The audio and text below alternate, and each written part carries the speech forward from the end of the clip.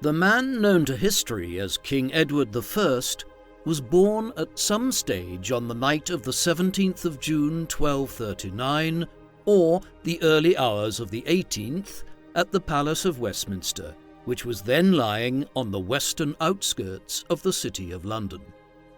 His father was King Henry III of England, a monarch who had ruled the country from childhood, but was only just beginning to exercise some actual authority himself in his early 30s as Edward was born. Henry was an extremely pious, religious man who was devoted to the cult of St. Edward the Confessor, and he named his eldest son after the saint.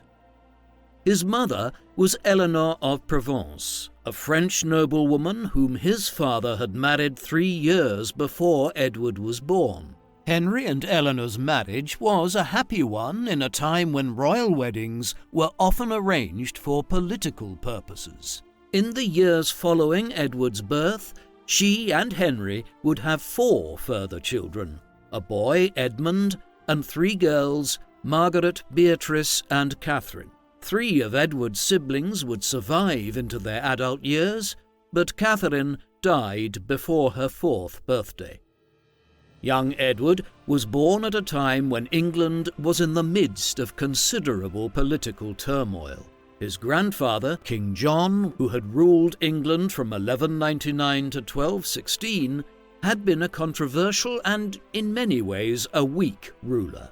In the early 1200s, he had engaged in a series of disastrous conflicts in France, which resulted in the loss of much of England's extensive territories in the north of the country to King Philip II of France, notably the Duchy of Normandy, which had formed the core of the English presence on the other side of the English Channel. Then, in the mid-1210s, John had faced a revolt by his own English lords, known as the First Barons' War. John initiated some political reforms before his death in 1216 in order to quell the unrest, including the Magna Carta, or Great Charter, of 1215, but the succession of Edward's father when he was just 9 years old ensured that there would be no quick end to England's domestic turmoil.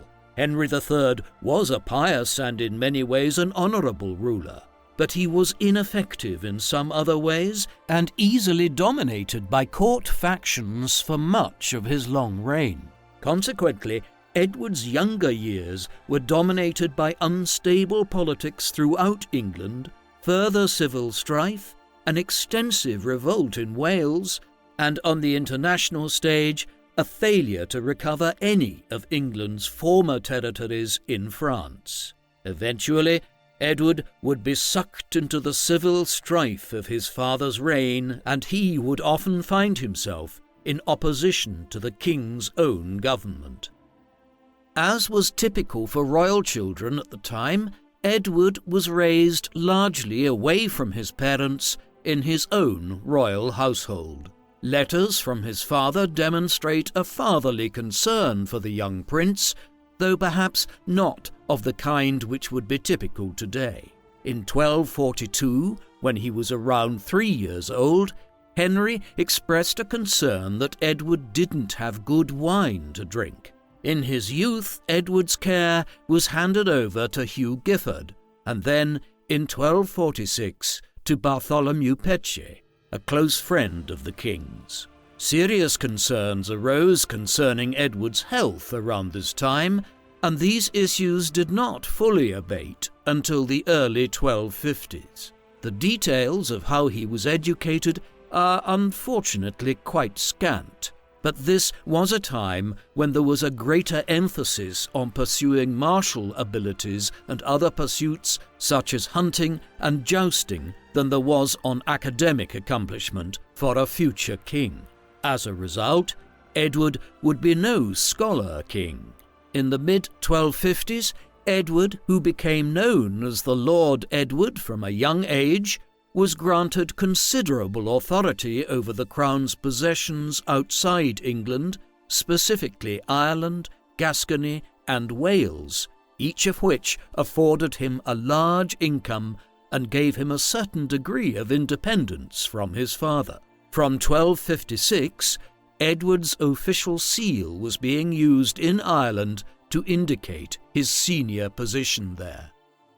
In 1154, though he was just 14 years of age, Edward was married to Eleanor of Castile, who herself was a year and a bit younger than Edward. The marriage of the pair, who were barely entering their teenage years, was a political act designed to shore up English power in its remaining French territory of Gascony, which lay just to the north of the Kingdom of Castile in Spain. Despite the arranged nature of the marriage, it was a very happy one. Eleanor and Edward were devoted to each other, and she accompanied him everywhere, even years later heading on crusade with him to the Holy Land. A long marriage which lasted over 35 years resulted in many children. It is believed there were 14 in all, though the exact number is not entirely clear at a time when infant mortality and stillbirths were common.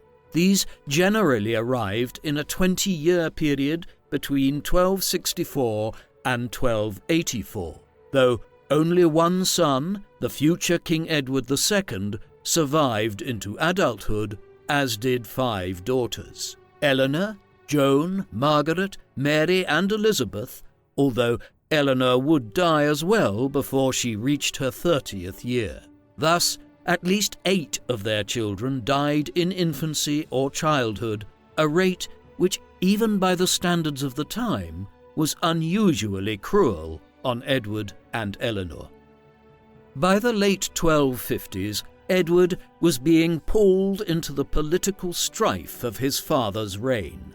Numerous issues, including the perception of the king's fiscal recklessness and his excessive support for the French relatives of the Queen at court, combined to force many of the English lords and some of the powerful French faction, led by an influential political figure called Simon de Montfort, to push Henry into making concessions at a parliament held at Oxford in 1258.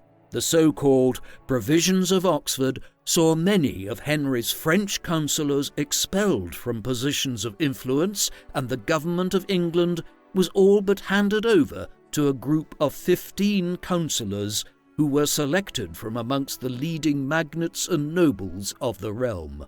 Edward's position in all of this was ambiguous, and he did not overly support his father. Indeed, when an even more radical series of measures, known as the Provisions of Westminster, were forced on the king in 1259, the rebellious lords who implemented these had the support of Edward himself. All of this effectively resulted in a drastic reduction in the king's power, while Edward, who had felt stifled by his father in recent years, attained a greater position of authority within this form of conciliar government of the late 1250s. Though often viewed as a weak king, Henry was not willing to acquiesce with this curtailment of his power. He now moved to acquire the aid of the French king, Louis IX, against his own nobles by formally relinquishing English claims to the Duchy of Normandy and other French territories which had effectively been lost to the French over half a century earlier. In return, Louis provided Henry with financial and military support, with which he returned to England in 1260 and began re-establishing his royal authority. By late 1261, de Montfort had been exiled to France, and Edward had reconciled with his father after much jostling. He was briefly sent to Gascony in France, where he stabilized the region, but as the disturbances in England continued, he was recalled. Then, when de Montfort crossed back from France to England in the spring of 1263, a new opposition movement began to emerge at Oxford. By the autumn, armed clashes between the king and his opponents were occurring, and by the winter of 1263, de Montfort's alliance of fractious lords were able to seize control of London. This time, it was decided to put matters to King Louis IX to act as an arbitrator in the dispute. But Louis sided with Henry and proposed the annulment of the earlier provisions that had been agreed at Oxford and Westminster in 1258 and 1259. Given this, de Montfort and his allies chose renewed war, and what is known as the Second Barons' War commenced. Unlike in the late 1250s, when the Civil War commenced, in 1264, Edward was steadfastly loyal to his father. In April, he played a leading role in the capture of Northampton, where one of Simon de Montfort's sons was gathering a large baronial army. But the war would be won or lost in the south, and early that summer it started to go very badly. At the Battle of Lewes in Sussex, in the southeast of England on the 14th of May 1264, the Royalist forces engaged de Montfort's army. Edward led the cavalry on the right wing of his father's army to good effect, but the battle was lost overall as de Montfort's forces occupied a strategic position on the high ground of Offham Hill. In its aftermath, Edward was taken as a hostage and placed under confinement, while Henry was forced to make massive concessions to de Montfort.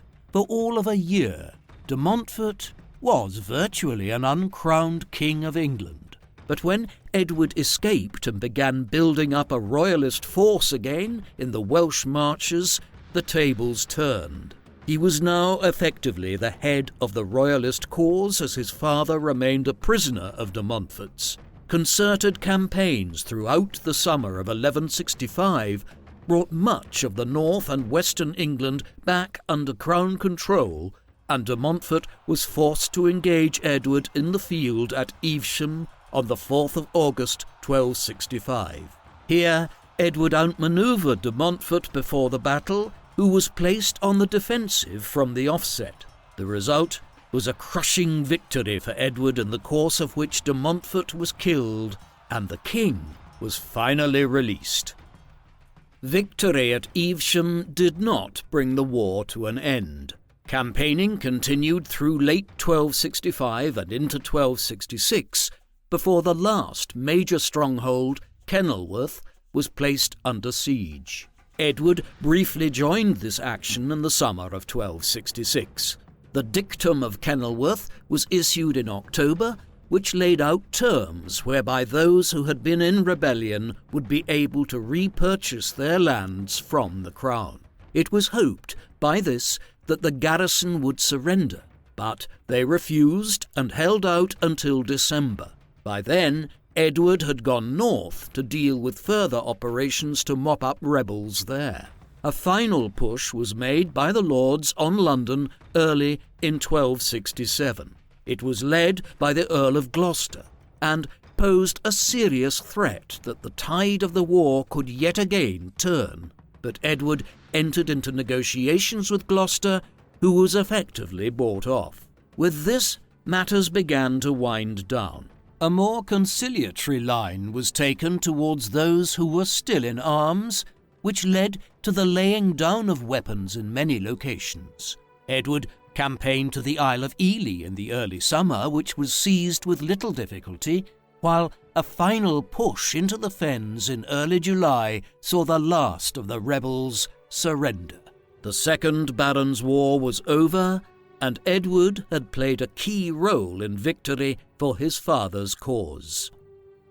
Plans were quickly initiated to reach a political settlement in order to bring the tensions that had caused the Second Barons' War to an end. The result was the Statute of Marlborough, which was issued in November 1267, whereby some of the legal and fiscal reforms that had been desired in the late 1250s and which Edward had briefly supported were implemented, this time with royal consent.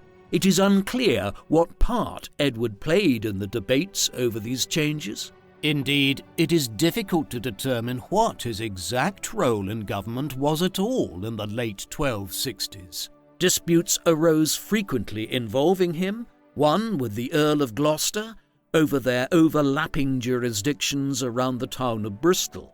There is some evidence of Edward being involved in royal councils, but certainly not on the scale that one would have assumed would be the case given his prominence in ending the war, though he did receive extensive estates in the land confiscations that followed the conflict. Overall, it had been a mixed political apprenticeship for him. He had gained extensive experience as a military commander and to a lesser extent as an administrator, but Edward had also gained a reputation, one which is perhaps overstated at times, for being politically manipulative, someone who had been willing to throw in his lot with his father's enemies in the late 1250s, but then change sides quickly in the early 1260s.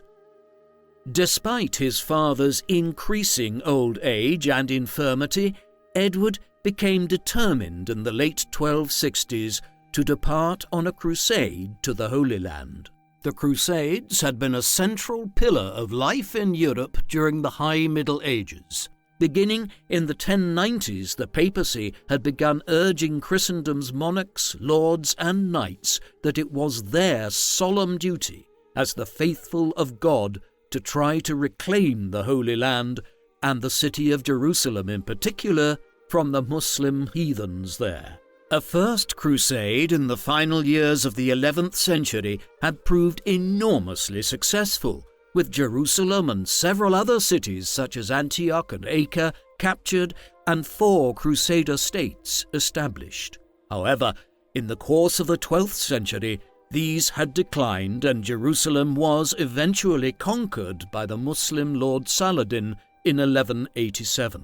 Despite a concerted effort by Edward's great-uncle, King Richard the Lionheart, to reclaim it during the Third Crusade in the early 1190s, the city remained out of Christian hands, and the other Crusader states continued to decline into the 13th century, despite numerous further crusades.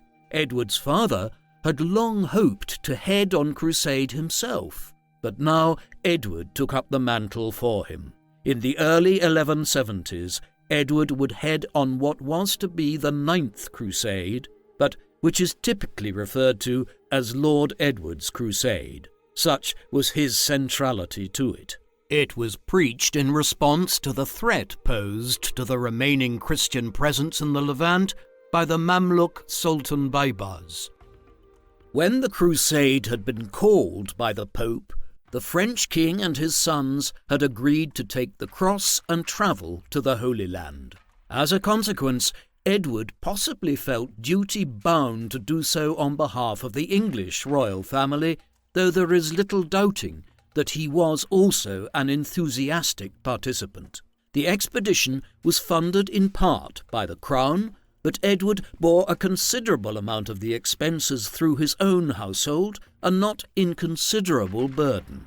Approximately 225 knights agreed to travel with the prince, and these were complemented by several hundred further troops and auxiliaries. Most of these were royalists who had fought on the Crown's side in the civil conflicts in England of the 1250s and 1260s, and there was a reluctance by many of those lords who had only recently reconciled with the Crown to engage in the royal expedition. As a result of all this, the crusade which set off from England in the summer of 1270 was a decidedly small one by comparison with some of its forebears. Recruitment had been difficult, and even the financing precarious, and based to a considerable extent on a loan of £17,500 from King Louis IX of France, the leader of the much larger French contingent, with plans for some taxes to be raised in England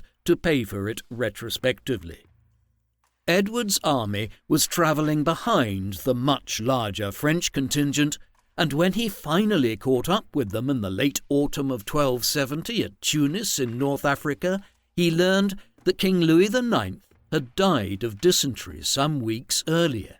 There, the new leader of the French contingent, Charles of Anjou, entered into a negotiation with the Emir of Tunis whereby the expedition would be diverted to Sicily in order to see to matters in Italy, where the French had become involved in the south of the country some years earlier. Edward was indignant with this diversion and instead elected to continue with his small contingent along the original route and headed eastwards as planned, landing at the Crusader stronghold of Acre in the Holy Land in mid-May 1271. The Lord Edward's crusade possibly scored an immediate victory upon his arrival. The Christian port was threatened by the Mamluk leader Baibars at the time, and some of the contemporary sources suggest that Edward's arrival prevented an onslaught on the town. However, the Arab sources are altogether less congratulatory of the English lord on this count. In any event, when Baibars did appear outside the walls of Acre early that summer, with far superior forces than Edward possessed, he could have almost certainly taken the town had he decided to besiege it. Edward's admittedly meagre forces spent over 6 weeks ensconced at Acre before finally making a foray to St. George de la Beyne, about 25 kilometres from the town. The piercing summer heat and some food poisoning stalled any efforts to proceed further. A campaign against Cacun, about 65 kilometres from Acre in the early winter, was more successful and resulted in the defeat of a Muslim force outside the town, but the main citadel could not be taken, and the Crusaders eventually retreated to Acre once again. Ultimately, the issue was that little could be achieved with the very limited resources in men and money available to Edward following the French abandonment of the Crusade a year earlier. Accordingly, it was not surprising when Hugh III, the King of Cyprus and titular King of Jerusalem, concluded a truce with Baibars to last 10 years in the early summer of 1272. Edward was angry at the decision, but the Cypriot king was anxious to take advantage of the willingness of the Mamluk leader to agree such terms, which had become necessary after a large foray by the Mongols into the Levant late in 1271 that temporarily threatened the Mamluk rear had quickly dissipated. Edward remained in the Holy Land until September 1272, during which time he held hopes of perhaps changing Hugh's mind, but the crusade was effectively over. Probably the most notable incident during Edward's time in the Middle East occurred one night in his bedchamber when he was attacked and almost killed by an assassin. It is unclear who ordered his death, as some accounts state it was Baibars, whereas others say it was ordered by a mysterious old man of the mountains who was a leader of a fanatical Islamic sect. During this attempt on his life, Edward was able to fend off and kill his assailant, but was stabbed with a poisoned knife during the struggle. His wife, Eleanor, according to accounts, then sucked the poison from the wound, possibly saving her husband's life in the process, and the two then left the Holy Land in September 1272, as it was evident that their lives were in danger and also that little more could be done to further the Christian cause. Edward set off on the return journey to England in September. He left behind a Crusader presence which was living on borrowed time. In the years that followed, pressure on Acre from the Mamluk and others continued, and Edward, like his contemporary monarchs across Europe, would receive repeated calls for further aid to be sent throughout the 1270s and 1280s. These were not heeded in any substantive way, and finally, in 1291, the Crusader presence in the Holy Land was brought to an end nearly 200 years after it began, when Acre fell to the Mamluks.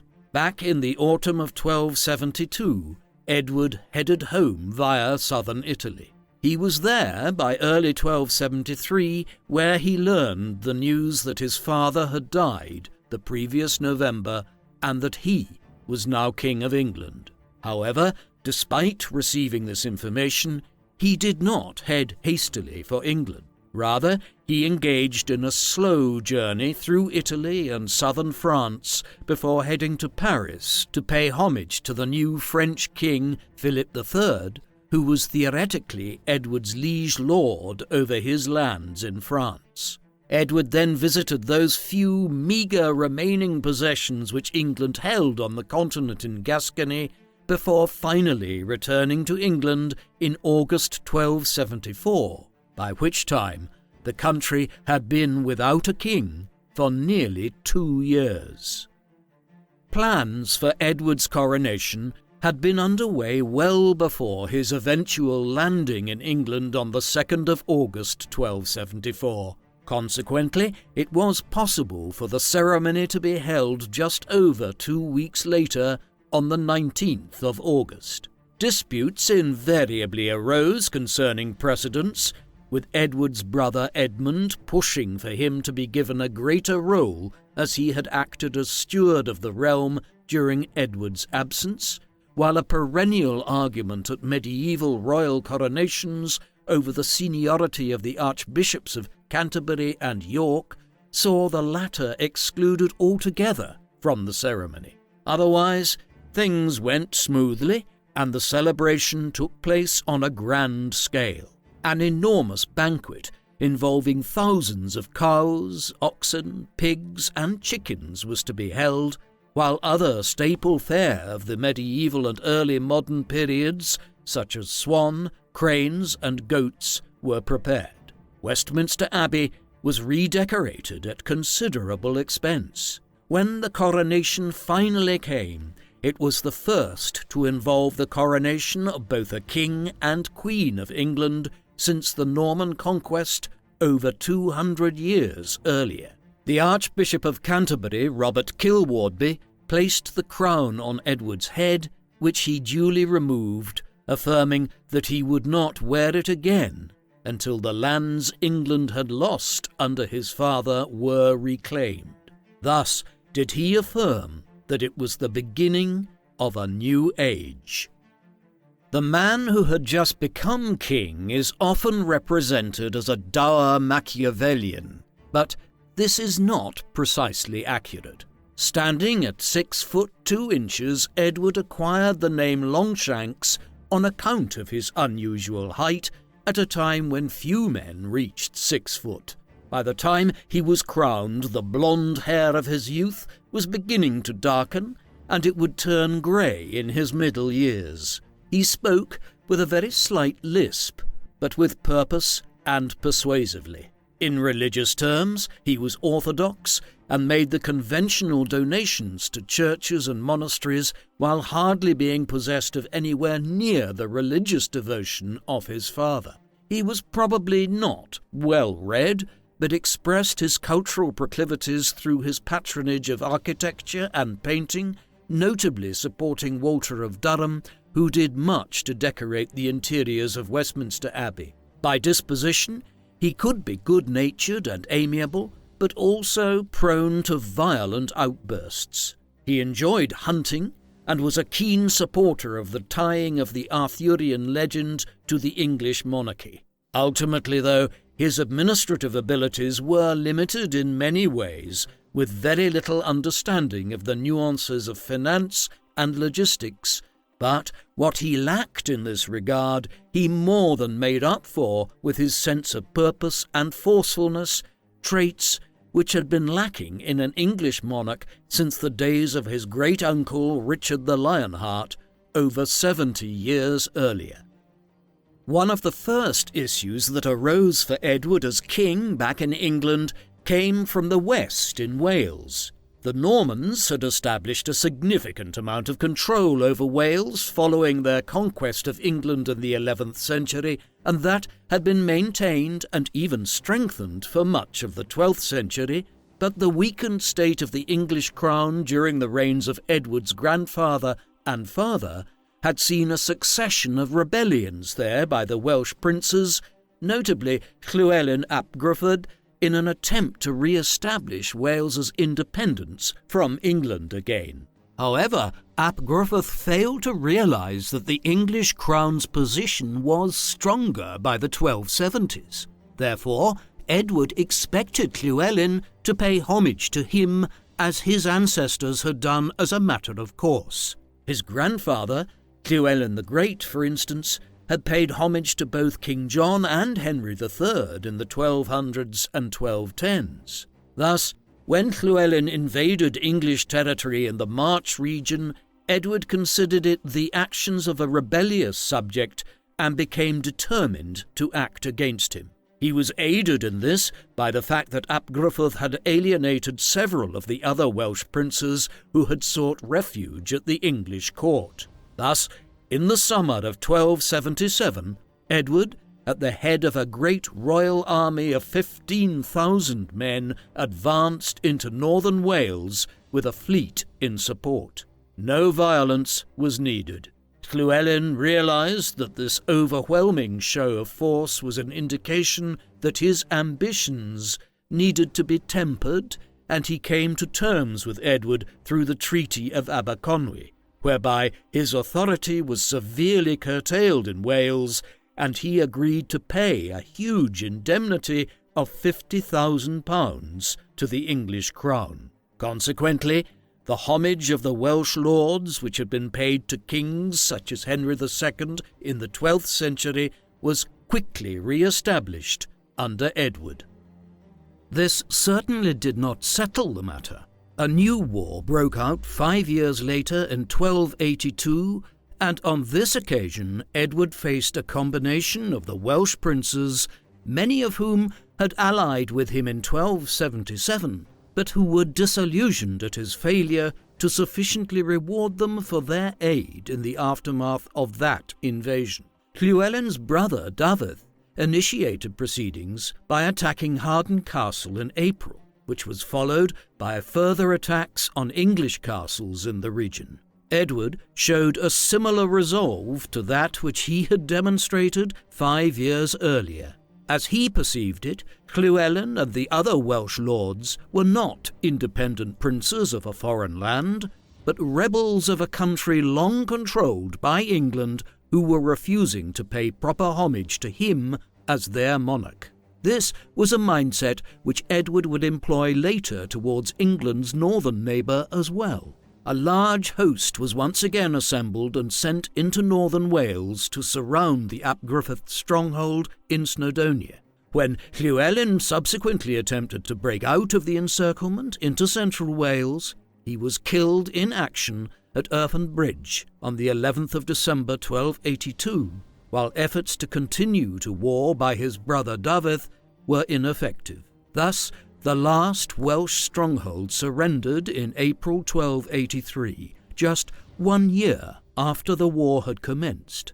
Dafydd ap Gruffydd was handed over to Edward's government shortly thereafter and executed, thus breaking the resistance of the foremost opponents of English intervention in Wales.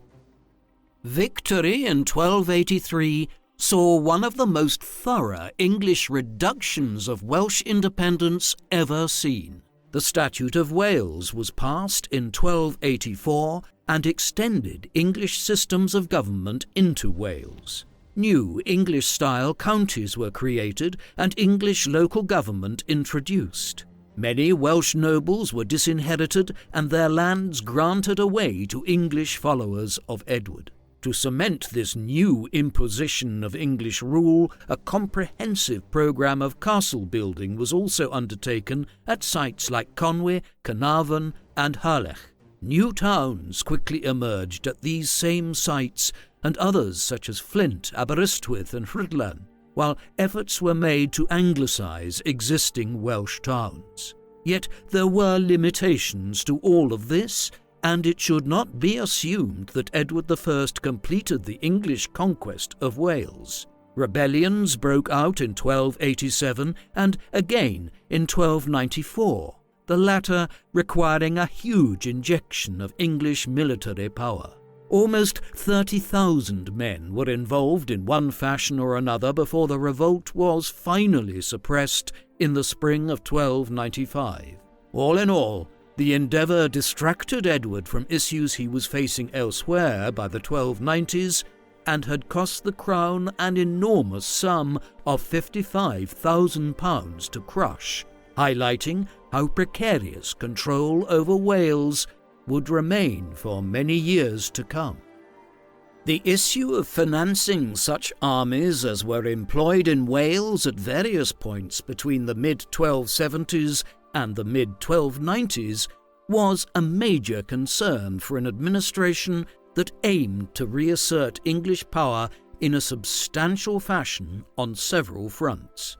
A major overhaul of the English finances and government was undertaken as a result to increase the inflow to the Exchequer. No sooner had Edward been crowned than he appointed a close ally, Robert Burnell, as Chancellor of the Exchequer. Burnell immediately announced a commission of inquiry into various aspects of the government finances and administration, the primary purpose of which was to identify concealed lands which the Crown had title to, but records of which had been lost. Though the results were mixed, this inquiry did influence the formation of the extensive Statutes of Westminster, which were promulgated in the spring of 1275. This was the first of several acts down to 1290 which sought to end abuses of land tenure and the sub-infeudation of land whereby the lords were robbed of their feudal dues. The rights of tenants were also seen to, while the Crown sought to restrict the Church and others from granting away lands without royal approval, the better for the Crown to receive its own income from such transactions. Overall, this legislation constituted major changes to the Crown finances, landholding, and issues of debt in medieval England. While the inquiry of 1274 and the resulting Statutes of Westminster in 1275 began the process of reforming certain elements of landholding and other issues pertaining to the Crown, they did not solve the fiscal problem. Additional financial measures were introduced as a result in 1275. A customs duty of 6 shillings and 8 pence was placed on sacks of wool being exported from England.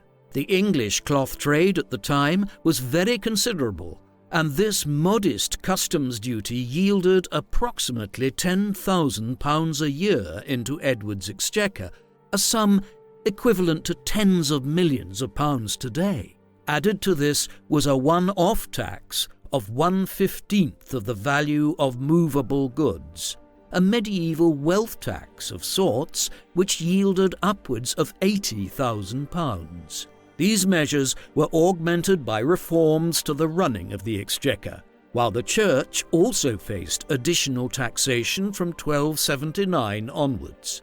That same year, a recoinage was undertaken, a measure that was engaged in for the dual purposes of removing forged coins from circulation and gaining the Crown an additional financial windfall in its reissue of new coins. Such measures had to be undertaken regularly in an age when coin value was still based largely on the silver content of the coins in circulation.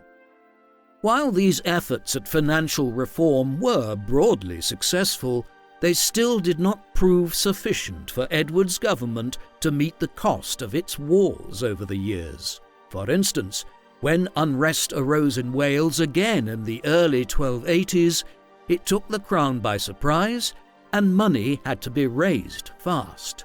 Initially, the deficit was met by taking loans from the wealthy merchant communities of the towns, totalling over £16,000. When this proved insufficient to meet the military situation, regional assemblies were called for early in 1283 in the north of England and other districts.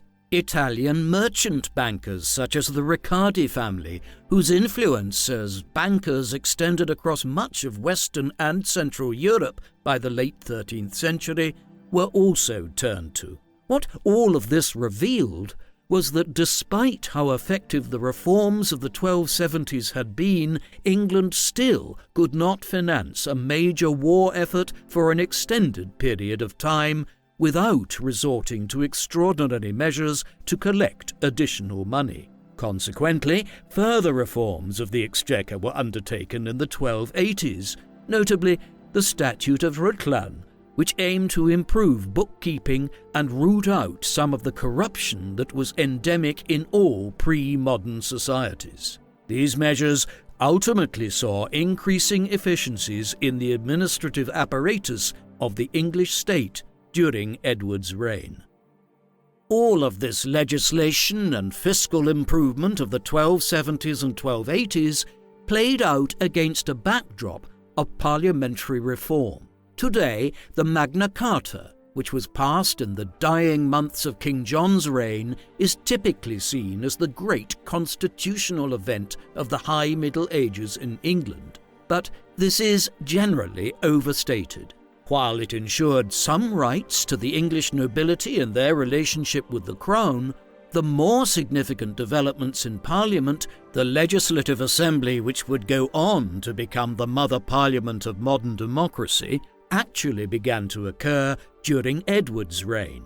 For instance, it was Edward who oversaw the beginnings of the system whereby parliamentary members were returned down to the modern era. This stipulated that 2 knights were to be returned to Parliament from every county and 2 burgesses from every corporate town, a system which began to implement national representation for the first time. This presaged the constituency system which most modern democracies elect their parliaments according to today. In addition, Edward established a tradition in his first Parliament of 1275 of asking Parliament for permission for extraordinary taxation, a development that was designed to avoid the constitutional conflicts that had dogged his father and grandfather's reigns. In the process, Edward's major contribution to parliamentary developments in England was to establish a reciprocal relationship between Crown and country. The Crown and government could request taxes, and the country could ask for favours and reforms in return. This system would operate effectively until the 17th century. There were administrative and financial successes elsewhere. Though events in Ireland are generally little commented upon in studies of Edward's reign, there were significant developments there during his 40-plus years in power. Much of the country had been first conquered by England in the late 12th century, though some parts of it remained outside of English rule. It was still expanding during Edward's reign, though based largely on the initiative of the English lords there. 2 measures are notable, though. A lay subsidy tax was initiated in 1292, and this was used in the years that followed to fund the establishment of a new Irish Parliament with elected representatives which met officially for the first time in 1297. It would last for over 500 years until the Act of Union subsumed the Irish Parliament into the English Parliament at Westminster. In addition to this, Edward's reign saw a notable strengthening and expansion of the court system in Ireland, which centralised courts in Dublin and regional courts in the provinces, dispensing justice under the common law. As a result of all this, Ireland generated a healthy profit for the English Exchequer by the end of Edward's reign, and English political commentators on Ireland of the early modern period would look back from a vantage point of over 250 years and view the early 14th century as the heyday of English rule in Ireland.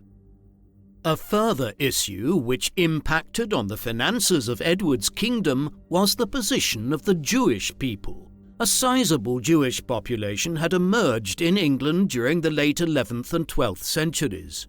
As elsewhere in Europe, many Jewish people began working as moneylenders as this was a profitable endeavour, and the Roman Catholic Church forbade Christians to practice usury, the loaning out of money at extortionate rates.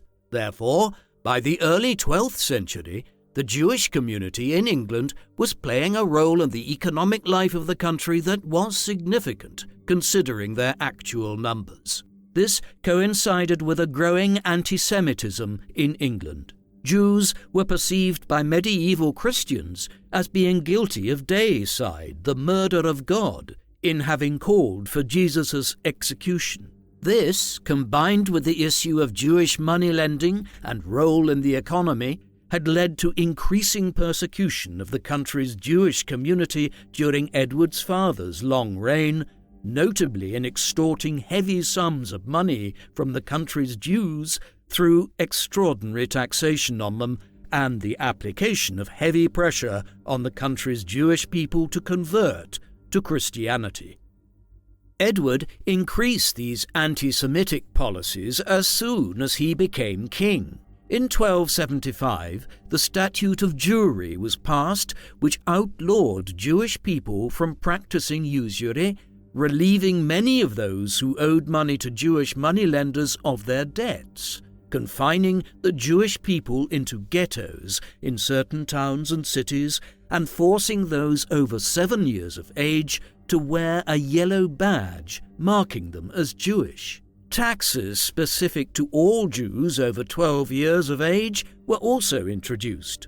These extremely punitive measures were only in effect for 15 years, for in 1290 Edward, having determined that many Jewish people continued to act as moneylenders across the country, decided to expel the Jewish population from England altogether. Edward had just returned from a journey to his French possessions in Gascony in the late 1280s and needed to levy additional taxes to pay for the campaign. To make this more acceptable to the nobility and gentry, he included a promise to expel the Jewish community from England, a measure which he duly followed through on in 1290. This carried the additional benefit that Edward was able to confiscate Jewish lands and properties into crown possession and sell them off at a financial windfall. The expulsion was carried out relatively quickly, with perhaps between 2,000 and 3,000 Jewish people exiled from England in the early 1290s, often heading for Eastern Europe, which was much more tolerant of their presence. Some small few remained in England, disguised as Italian bankers. Like each of his predecessors, Edward was concerned with France, though in a different manner to previous kings of England. His father had reached agreements with the French in the 1250s which effectively reconciled the English crown to the loss of the extensive territories in northern France, above all the Duchy of Normandy, which King John had lost in the 1200s. As such, there was not the same requirement of Edward to attempt to re-establish English control over Normandy and other areas as had been the case in the early years of Henry's reign. Nevertheless, the English crown retained a considerable presence in France, controlling Gascony in the southwest of France, and this necessarily involved Edward in French affairs. He visited Gascony several times, often in an effort to launch reform campaigns there, and most notably in the late 1280s. This resulted in a major series of reforms that were agreed in 1289 and which sought to regulate the conduct of the senior English officials in Gascony, the seneschal of the region and the constable of the town of Bordeaux. Yet what remained the major problem for Edward in Gascony was that he held the region as a fief of the French monarch rather than in his own right, a situation which in the 1290s would lead to war. Edward had maintained good relations with King Philip III of France, who had succeeded his father following Louis IX's death at Tunis on his journey to the Holy Land back in 1270. Edward had paid homage to Philip when passing through France on his return home from the Crusades in the mid-1270s. and he paid a visit to Paris again in 1279. Outstanding differences between the two crowns had been resolved on this occasion, leaving Anglo-French relations in a good place. Relations between Edward and the new monarch Philip IV, who succeeded his father in 1285, were also good, which makes the outbreak of war in the 1290s between England and France something of an unusual development. The cause was a localized conflict between England and some French merchant sailors operating in the English Channel. Edward felt his move against these elements in his capacity as King of England was entirely justified, but Philip viewed it as an act of rebellion by Edward as Duke of Aquitaine, the title he bore as Lord of Gascony. Thus, the war which broke out in 1294 was a result of Edward's overlapping jurisdictions as both an equal of the King of France, as King of England, while also being a subject of the King of France as Duke of Aquitaine. After some military engagements in the English Channel with the French merchant vessels there, Philip summoned Edward to Paris to account for his actions. The English monarch was unwilling to show obeisance to a fellow monarch in this fashion, and so sent his brother Edmund on his behalf. A compromise was reached at this point whereby Edward would hand over some minor fortresses as surety in Gascony, while Edward would marry Philip's sister, Margaret, a woman nearly 40 years his junior. Edward's first wife, Eleanor, had died in 1290 after 36 years of marriage, meaning Edward could marry the French king's sister as a means of resolving the dispute which had arisen in the English Channel. However, the entire arrangement turned out to be a ruse on Philip's part in order to have the Parliament of Paris vote through the confiscation of the Duchy of Aquitaine from Edward. With the outbreak of outright war, Edward's plans also changed, and he now began to develop ambitions to reacquire some of the territories lost by his grandfather 90 years earlier. Edward's strategy from early on in the war was to develop a major alliance of continental powers against the French. In particular, he sought allies amongst the many principalities of the Low Countries and Western Germany, which in the late medieval period were divided into dozens of small dukedoms, counties, and city-states, and with the powerful Duke of Burgundy, who controlled extensive territories in eastern France.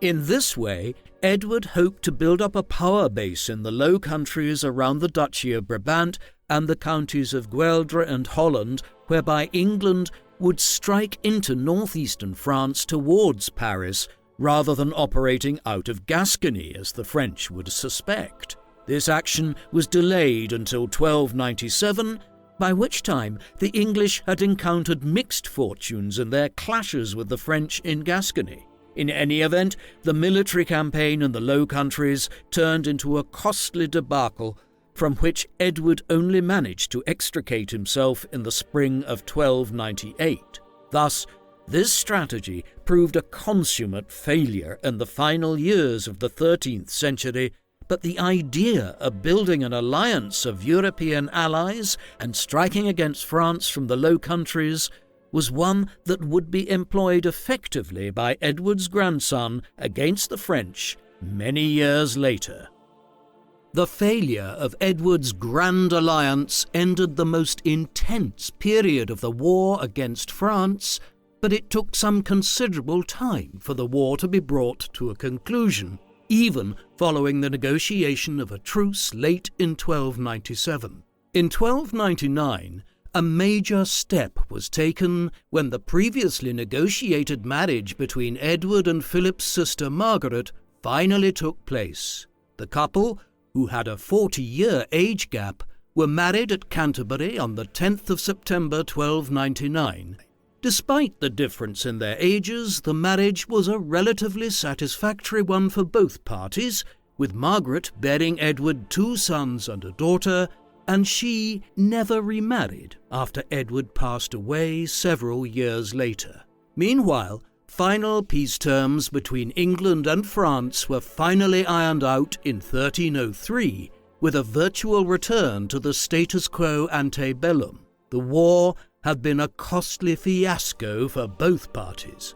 Military operations in Gascony alone had cost Edward's exchequer approximately £350,000, while over £150,000 was paid in contributions by the English government to the small states of the Low Countries and Germany to win over their aid in the 1290s to almost zero benefit.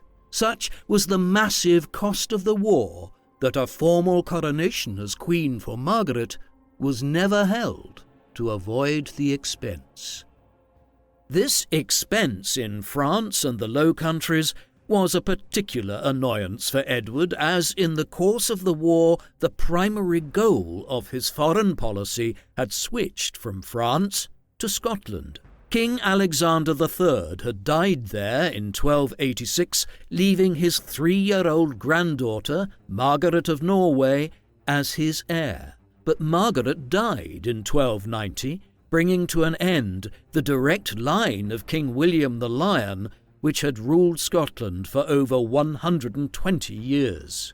There were now over a dozen contenders for the Scottish crown, but the two foremost were Robert Bruce, 5th Lord of Annandale, and John Balliol, Lord of Galloway. In order to prevent the country sliding into civil war, the Council of Guardians, which had been appointed in Scotland to govern during Margaret's youth, appealed to King Edward to act as an arbitrator.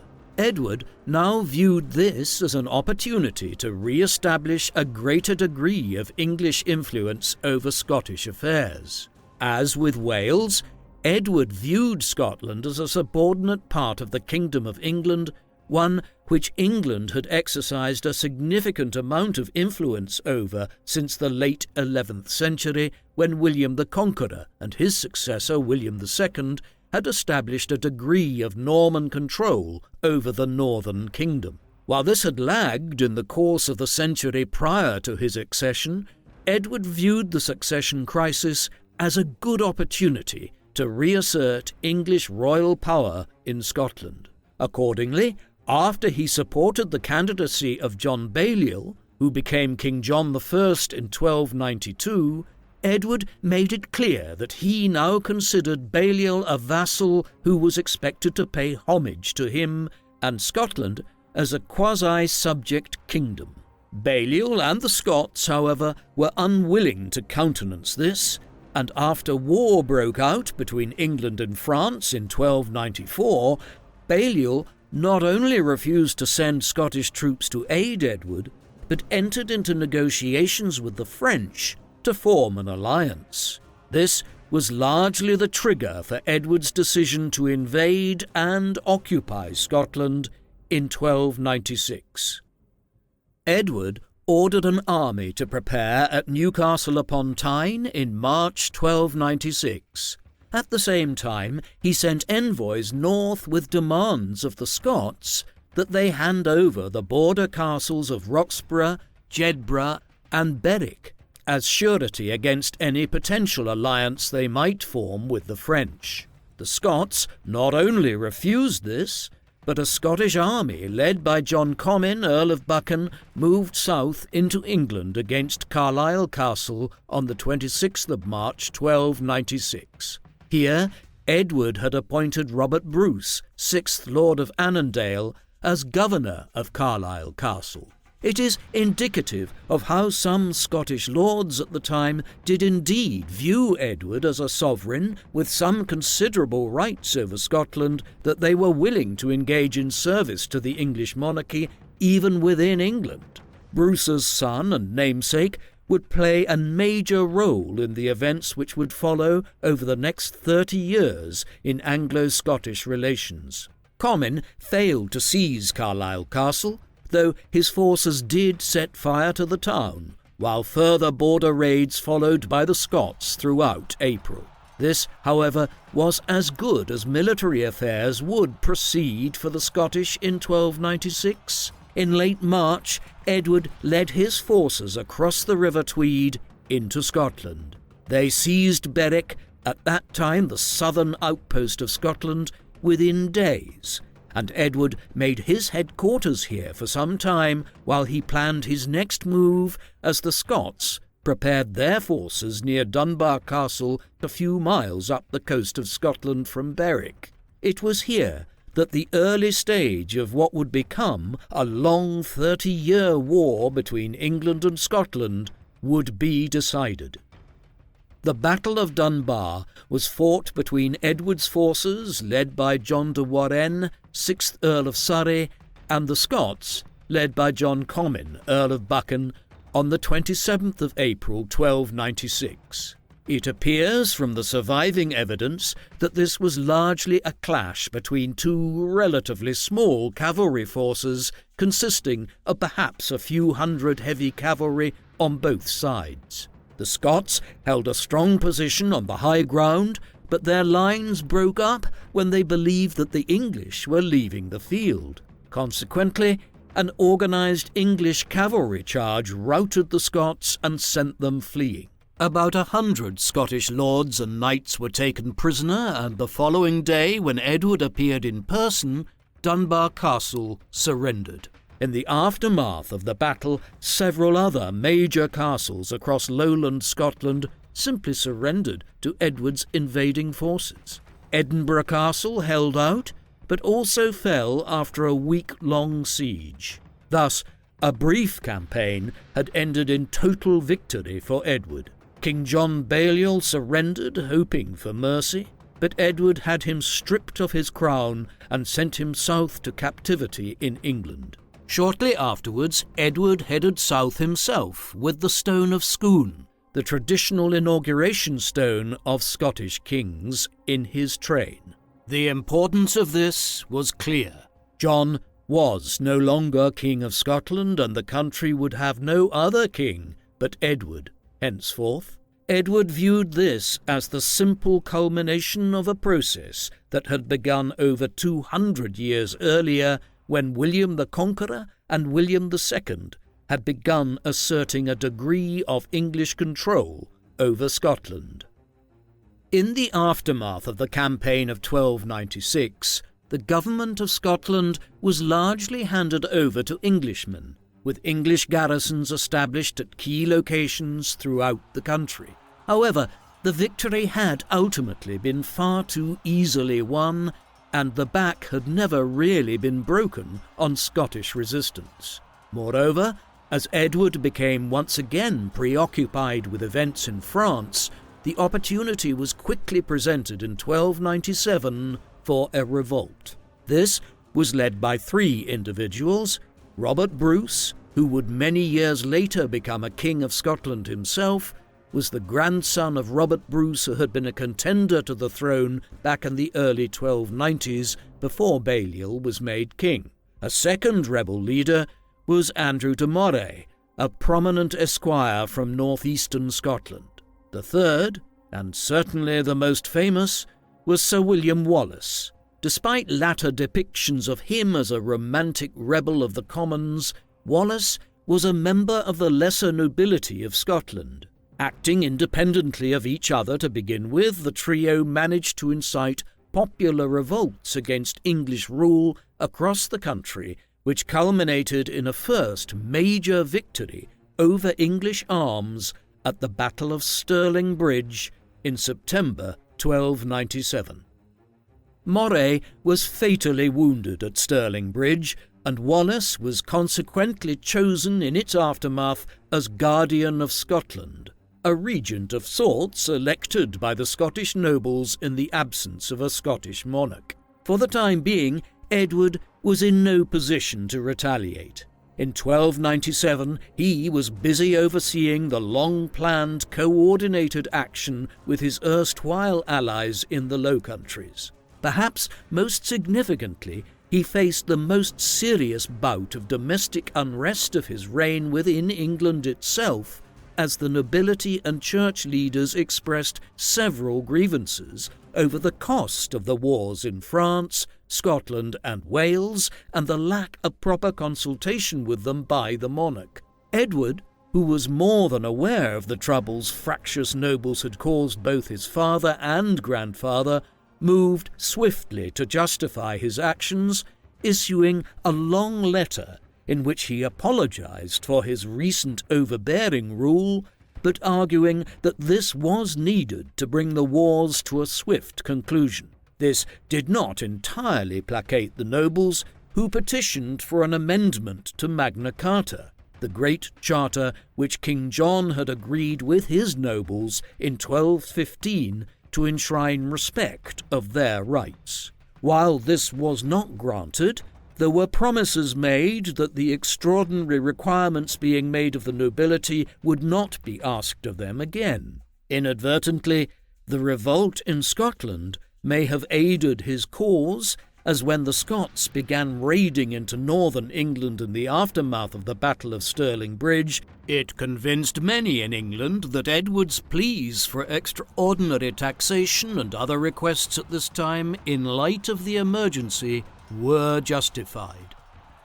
Edward quickly responded to the incursion of the Scots when he returned to England from Flanders in the spring of 1298. A large army of upwards of 20,000 troops was quickly assembled and led north by Edward, many of them being Welsh infantry, which had been pressed into service to demonstrate their loyalty after the major Welsh revolt of the mid-1290s. They assembled at Roxburgh in late June, and it was from here that Edward proceeded north towards Falkirk. Here he met Wallace's army in the field on the 22nd of July 1298. Edward's forces were far numerically superior to the Scots, but the large Welsh contingent was fractious. The Scots numbered some 6,000 men, comprising approximately 4,000 long spearmen, who formed into 4 schiltrons, hedgehog-like phalanxes used to break any charge, including those by heavy cavalry. The gaps between these were then filled by approximately 500 cavalry and over 1,000 archers. These schiltrons had been used to devastating effect at the Battle of Stirling Bridge the previous year, but here they did not prove as effective, because Edward's cavalry was used to circle the Scots, holding their spearmen in place while thousands of Edward's crossbowmen and archers rained down projectiles on them. By the end of the day, both sides had lost upwards of 2,000 men, but for Wallace, whose forces were much smaller than Edward's, this was a devastating blow. Despite his triumph at Falkirk, Edward was unable to capitalise and re-secure control over all of Scotland in the months that followed, restricting his hold to the castles of the border region and southern Scotland. Moreover, developments in France and his marriage to Margaret ensured that Edward was yet again distracted by events elsewhere in 1299, allowing the Scots the opportunity to retake Stirling Castle following a lengthy siege. With the war in France all but over from late 1299 onwards, Edward was able to focus more on Scotland from 1300, but despite annual campaigns into the country, his cause was hampered by Wallace and the other Scottish leaders being unwilling to risk another major defeat, such as had occurred at Falkirk. As a result, Edward was fighting an enemy in the early 1300s that proved unwilling to meet him directly on the field of battle. But victory could be won by duplicity and diplomacy too. Robert Bruce was won over in 1302 to his cause by Edward, while peace in France the following year ended any hope of aid to the Scottish from that theatre. A year later, many of the Scottish lords came to terms with Edward after the English retook Stirling Castle. The Scottish cause was dealt a further blow in the autumn of 1305 when William Wallace was captured near Glasgow by John de Menteith, a Scottish knight loyal to the English crown, and handed over to Edward's government. He was taken to London, where he was hung, drawn and quartered at Smithfield on the 23rd of August 1305. Meanwhile, Edward moved to consolidate his hold over Scotland by appointing his nephew, John of Brittany, son of Edward's sister Beatrice, as Royal Lieutenant of Scotland, while English officials were also installed as Chancellor or Chamberlain within the Scottish government. This process continued down the ranks, with English constables appointed to oversee the border towns and castles, and sheriffs established in the lowland regions as well. The near-total victory which Edward had once again won was emphasised in the decision to appoint English judges to some of the positions on the Scottish bench, while a review of the Scottish legal system to streamline it with the English common law was initiated. As with the decision to remove the royal inauguration stone from Scone in 1296, further symbolic gestures were made to emphasise Scottish subjugation, notably the reference around this time in English correspondence to Scotland as land rather than as a kingdom. Edward's victory in 1305 was to prove as ephemeral as that which he achieved in 1296. At a meeting at Greyfriars Kirk in Dumfries near the Anglo-Scottish border on the 10th of February 1306, between Robert Bruce and Robert Comyn, the only two viable remaining candidates for the Scottish throne, Bruce killed Comyn. The cause of the quarrel was that Comyn attempted to renege on an agreement whereby one of them would relinquish their claim to the throne in return for a grant of lands that would make him the primary magnate in all of Scotland, while the other would become king. When Comyn reneged, Bruce killed him, and 5 weeks later he had himself proclaimed as King of Scotland, ending a 10-year hiatus during which Edward had effectively ruled the northern kingdom with no monarch north of the border. The inauguration was symbolically performed at Scone, the traditional site for the crowning of Scottish kings, despite Edward's seizure of the inauguration stone and bringing of it to England 10 years earlier. Some royal robes were brought out of hiding to solemnise the occasion. As he did so, Robert launched a new rebellion against English rule in Scotland. Bruce's decision to revolt early in 1306 might well have been a propitious move designed to exploit Edward's increasingly poor health. By now, the king was nearing his 70th year, a ripe old age by the standards of the late Middle Ages. Despite his infirmity, a substantial army was nevertheless readied under the command of Aymer de Valence, Earl of Pembroke, and Henry Percy, and sent north together with a further force under the command of the Prince of Wales, the future Edward II. In the meantime, Edward became incredibly vindictive following this latest setback in a war he had been trying to win for 10 years, and was determined to demonstrate that he considered this to be a treasonous rebellion by his own subjects, rather than actions occurring in an independent kingdom. As a result, many prominent Scots residing in England were executed in the course of the summer and autumn of 1306 for having tenuous links to Bruce, while others were imprisoned in cages on public display at some of the border fortresses in southern Scotland, a highly unusual punishment for the time. The initial campaign did not proceed well for Bruce. Having advanced into Scotland, de Valence parleyed with Bruce at Methven in mid-June 1306, with their forces on the field. It being late in the day, both sides agreed to wait to do battle until the next day, but as Bruce's forces bivouacked several miles away that evening, de Valence's forces fell on the Scots in a highly dishonourable breach of the English commander's word. Heavy losses were sustained, and Bruce only barely managed to fight his way out of the slaughter. Then, on the 13th of September, the Prince of Wales captured Kildrummy Castle from the Scots, taking Bruce's brother Nigel captive and several other senior supporters of the Scottish king. One of these, Sir Simon Fraser, was taken to London and executed despite having been a former courtier at the English court. This was in keeping with Edward's policy of showing no mercy towards any supporters of Bruce's cause throughout 1306. The king himself remained in no fit state health-wise to command on the field, and despite Bruce's campaign being at a low ebb in the autumn and winter of 1306, matters began to turn early in 1307. Bruce spent the winter either in the Hebrides of western Scotland or the Orkneys, building up his support in the Gaeltacht of Scotland, while possibly also visiting Ireland. Reinforced, he returned to the Scottish mainland early in the spring of 1307 and began a guerrilla war in southwestern Scotland. Ominous signs that Edward would not be able to reverse the situation again in Scotland were seen in April 1307, when Bruce first won a small victory over de Valence's men at the Battle of Glentrool, and then a much more decisive win at the Battle of Loudon Hill in Ayrshire.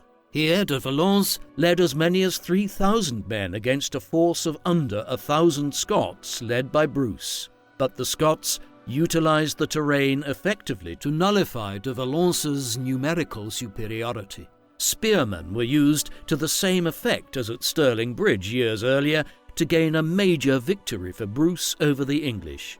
Edward was apparently furious with these new reversals, which signified an end to the possibility of any quick overcoming of the fresh unrest in Scotland. This was the context in which King Edward I's life came to an end. Several weeks after the loss at Loudon Hill, he reviewed some of the English troops amassed at Carlisle Castle near the border before finally proceeding north towards Scotland, despite his poor health. His condition immediately deteriorated as he contracted dysentery, and while camped at Burgh by Sands just south of the Scottish border on the morning of the 7th of July 1307, Edward Longshanks died. A tradition holds that Edward's deathbed wish was that his heart be carried to the Holy Land as part of a new crusade which the king had always had ambitions to launch, but had never found the time propitious to do so. He would have died that summer morning, in his 68th year, believing that much of his life's work was at least incomplete and perhaps heading towards failure, as Scotland had recently acquired its first king after a 10-year hiatus, and Bruce had won several victories on the field of battle against Edward's forces. Moreover, it must have been clear to him that no matter how often he sent large armies into Scotland and established a seeming control over the country, it always ended up in rebellion within months. He was succeeded by his son, Edward, Prince of Wales, with whom ominous signs of his reign being dominated by powerful favourites had already emerged. After a few further months of campaigning in Scotland, Edward headed south and was crowned king in February 1308. Edward's death ushered in a period of political, social and economic crisis in England. His son's 20-year reign was chaotic, with Edward II favouring a range of political favourites who aroused the enmity of the wider political community of England. This was compounded in the mid-1310s when a run of very poor weather struck Europe. In 1314, this led to nearly 150 days of continuous rain, followed by widespread harvest failures, which led to one of the most catastrophic famines in the continent's history. Simultaneously, an outbreak of a very virulent form of cattle disease occurred, which saw livestock numbers plummet. Tens of thousands died across England as a result of these events.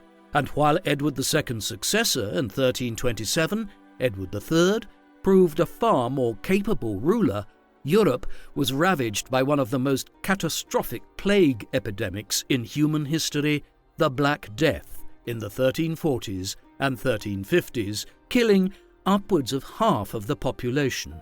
It is perhaps a measure of the strength of the English state that had emerged by the end of Edward I's reign that his grandson, Edward III, was able to wage a sustained war against France to try to resurrect England's territorial empire on the continent in the face of such demographic and economic chaos as was wrought by the famines and plagues of the 14th century.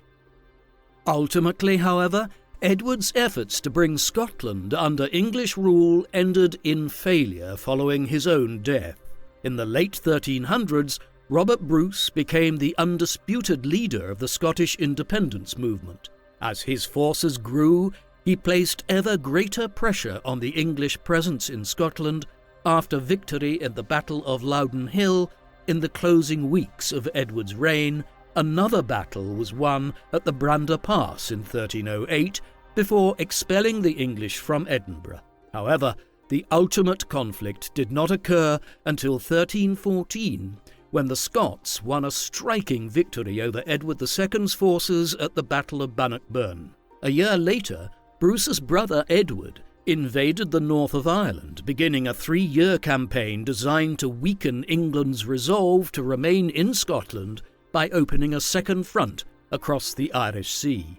Still, the war waged on, and in 1320 the Scottish nobility issued the Declaration of Arbroath, affirming their independence from England, a position which was given papal approval in 1324. Even so, it was not until a further major victory on the field of battle in 1327, at the Battle of Stanhope Park, that the war which Edward I had started over 30 years earlier was finally brought to an end with the Treaty of Edinburgh-Northampton in 1328, whereby England finally acknowledged Scottish independence and Robert Bruce as King of Scotland. King Edward's body was embalmed after his death in Scotland and brought south. It lay in state at Waltham Abbey for some time before he was finally buried in Westminster Abbey on the 27th of October 1308, nearly 4 months after his death. His tomb was fashioned in a plain manner from Purbeck limestone, a stone mined from the island of Purbeck in Dorset. This was not ornate, and there was no royal effigy added to the tomb. Incredibly, this austerity may have been owing to a lack of funds for a more sumptuous burial. Despite all the fiscal and administrative reforms of his reign, Edward's wars had been so costly that he had left England largely bankrupt. In 1774, the Royal Society of Antiquaries of London had the tomb opened, discovering that Edward's body was well preserved over 4.5 centuries later. An inscription was found on the tomb, badly faded by then, which had been added by the last abbot of Westminster, John Feckenham, in the mid-16th century. Part of it read Malleus Scotorum, which means the hammer of the Scots. Edward has subsequently come to be known by this title in recognition of the manner in which the war in Scotland came to define his reign, for good or for bad, and despite the ultimate failure of the endeavour. Edward I was one of medieval England's most significant monarchs. Of that there can be no doubt. First and foremost, he reformed and revitalised crown government after decades of unrest under his grandfather and father, during which time there had been 2 civil wars, most of the French territories had been lost, and the Welsh princes had acquired de facto independence across much of Wales. The 1270s and 1280s saw royal government reconstructed in an impressive fashion, with reforms implemented to shore up English control over Gascony and Wales reconquered, with an extensive programme of Anglicisation undertaken there. Edward did not complete the conquest of Wales, but he contributed more than any other monarch to doing so. While many Welsh people would not view this as an achievement, if it is viewed purely from the perspective of a centralising state of the High Middle Ages, it constituted a considerable accomplishment of Edward's reign, one which forced the Welsh lords to once again pay homage to the English crown, and which furthered a process that had been initiated in Wales during the Norman conquest of the mid-11th century. At home, although he was not really an administrator himself, Edward appointed a number of capable individuals to senior ministerial positions, and these oversaw a programme of reform which reformed English land law, the collection of taxes, and various other measures which strengthened the English fiscal and administrative state and made it capable of waging the wars of the second half of Edward's reign. However, the problems of Edward's reign began to mount in the 1290s. From 1292, when he supported John Balliol's claim to the Scottish throne as a subject monarch, he was increasingly determined to bring Scotland under English rule. As with Wales, this must be viewed from the perspective of the late 13th century. Edward did not overtly perceive of himself as conquering a foreign nation. Rather, it was his view that he was reasserting a form of English rule in Scotland that had first been instituted under William the Conqueror and William II.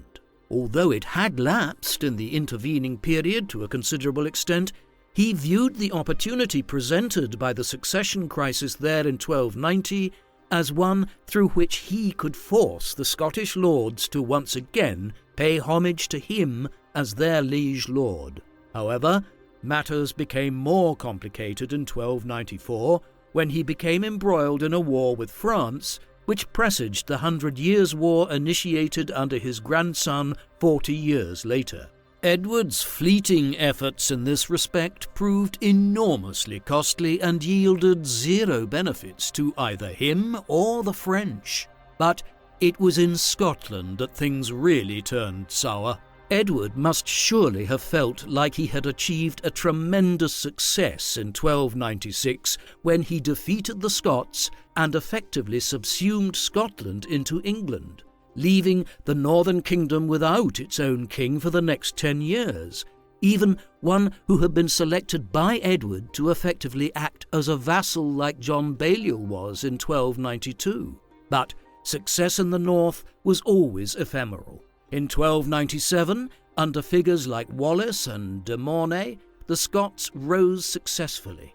Edward twice more seemed to have reduced them in 1298 and 1305, but on both occasions no sooner had he returned to England and the dust settled than a fresh revolt arose. The final one, by Robert Bruce, in early 1306, who made himself King of Scotland after a 10-year interregnum, was never fully subdued and eventually resulted in Scottish independence being reacquired many years later. What do you think of King Edward I? Was he one of England's most contradictory kings, one who created a powerful centralised English state, but one who also tarnished his legacy through his actions in Scotland and by his expulsion of the country's Jewish community? Please, let us know in the comment section, and in the meantime, thank you very much for watching.